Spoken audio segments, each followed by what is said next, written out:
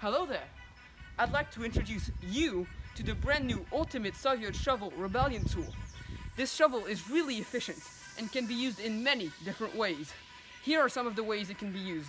To bludgeon capitalist swine. Not capitalist. Plant potatoes.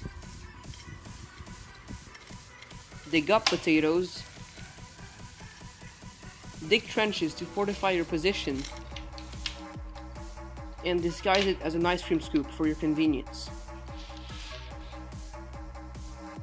And now, see how it compares to our leading competitor. Wow, that's so efficient. As if it couldn't get any better, each individual shovel comes at the low price of $4.99 or 310 rubles. As an addition, you get a ton of really good attachments, like a polearm for long-range digs, a bipod for shaky hands, a scope for precision digging, a rifle for pesky capitalists,